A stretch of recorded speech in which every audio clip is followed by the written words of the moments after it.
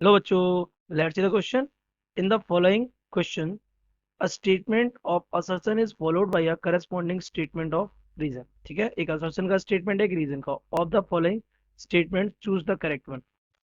Option A, both assertion reason are correct. दोनों correct हैं, but reason जो है वो कैसा है, करेक्ट एक्सप्लेनेशन है किसका, असर्शन का। Option B, both are correct, दोनों ही करेक्ट हैं, बट रीजन है वो असर्शन का करेक्ट एक्सप्लेनेशन नहीं है।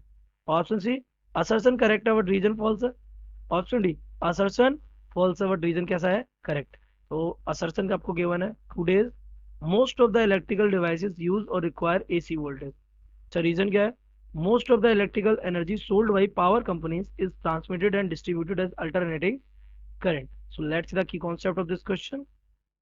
दोनों ही स्टेटमेंट बेटा बहुत ही ज्यादा जेन्युइन है, आपको समझ आ जाएगा अभी यार। तो देखिए, वो क्या कह रहा है, असर्शन कह रहा है कि ज्यादातर एप्लियंस हमारे क्या, एसी वोल्टेज पर वर्क करते हैं। देखिए, वी नो दैट, हम ये बात जानते हैं क्या, energy should be transmitted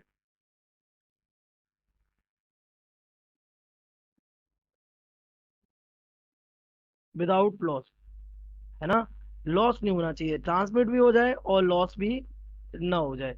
electrical energy के केस में, in case of electrical energy,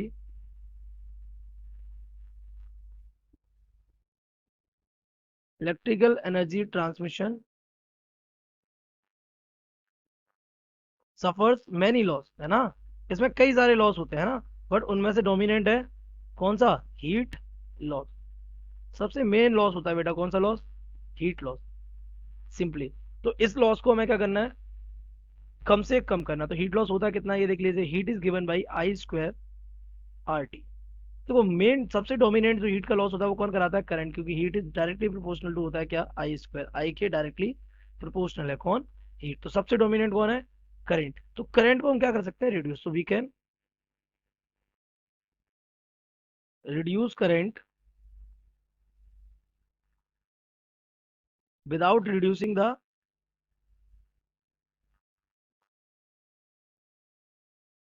the energy.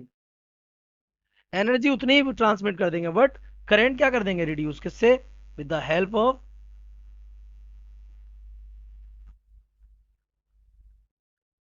Transformer. किसकी हेल्प से बेटा, ट्रांसफॉर्मर की हेल्प से। बस ट्रांसफॉर्मर किस पे वर्क करता है, but transformer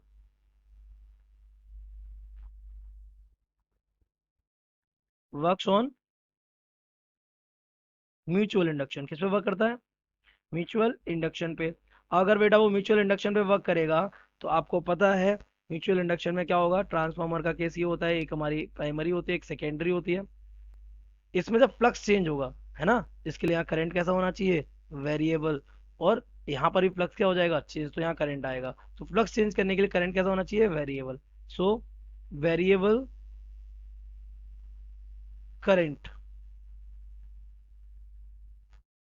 should be provided to transformer, है ना। तो वेरिएबल करंट उसको क्या करना चाहिए, प्रोवाइड करना चाहिए। तो देखो, आप ध्यान से बात समझिए। तो वेरिएबल करंट अगर आप इनपुट करेंगे तो आउटपुट आपको मिलेगा ना, जैसा आप चाहते हैं। तो वेरिएबल करंट कौन सा होता है हमारा, variable current is what, this is alternating current. तो सिंपली अगर आप समझ पाए हो, तो हम अल्टरनेटिंग करंट का यूज इसलिए करते हैं क्योंकि ये क्या कर देगा, करंट को यहाँ से कम कर देगा। यहाँ करंट कैसा होगा, ज्यादा, और यहाँ करंट कैसा कर देगा, कम।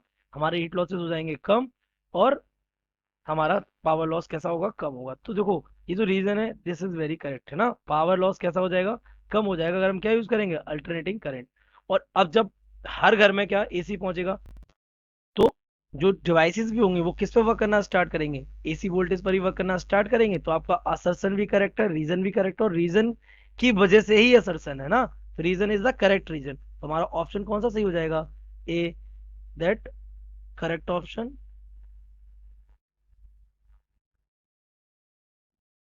ए। I hope you have understood it well. Best of luck.